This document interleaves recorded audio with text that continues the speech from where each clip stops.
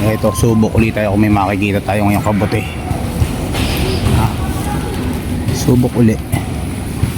Testing.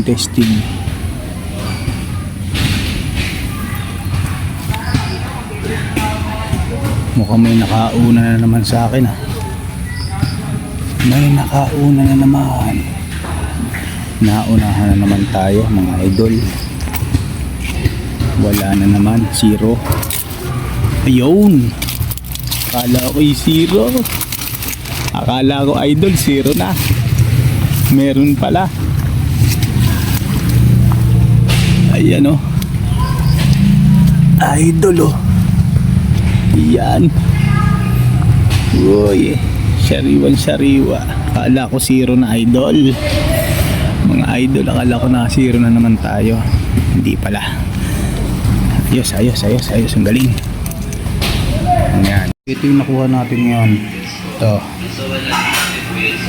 Kakakuha lang natin ito.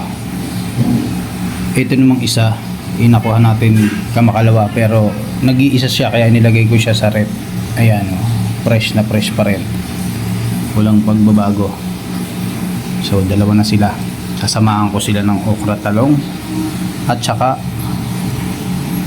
sitaw. Yan. Yan, samahan ko sila nito. Para masarap ang ating gulay. Gigisahin lang natin ito. Ayos na to. Panalo ito, gisa lang. Oh, parang imbes na gagawin natin siyang pinakbit, gagawin lang natin siyang ginisa kasama yung kabuti. Yan, sarap yan. Mamaya pakita ko sa inyo mga logs. Okay, mamaya ulit. Ito na mga idol, itong kabuti igigisa ko lang at meron kami pritong isda mamaya. Yan, sibuyas bawang lang. Yan, nalinis ko na siya.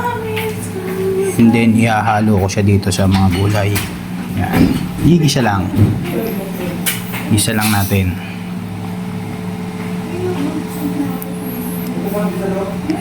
Yan. Okay. Yan, nakaprepare na natin kawali. Igisa muna natin. Lagyan natin ng paminta. Yan. Halo-halo, konti. Then, lagyan natin yung kabuti. Yan. Halo ulit.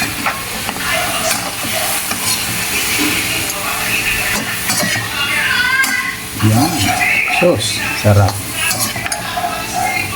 Gulay pa lang. Ulam na talaga. Ilagyan natin yan ng konting oyster sauce.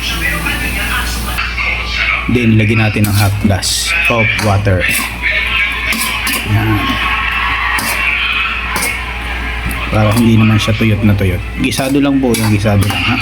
Walang halong karne, walang halong kung ano pa man, basta gulay lang at kabuti. Yan. Ayan na siya mga idol. Pinaghalo-halo ko na yung kabuti. Tsaka mga gulay, okra. Meron ako dyang okra na binili. Meron din akong okra na pinitas. Pero yung talong, puro pitas ko lang yan. Kalabasa bili ko rin.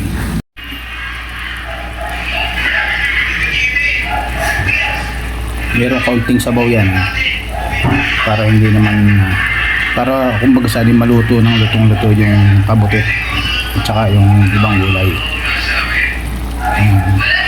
Sarap din yan. Pero meron, nilagyan po natin ito ng oyster sauce ha.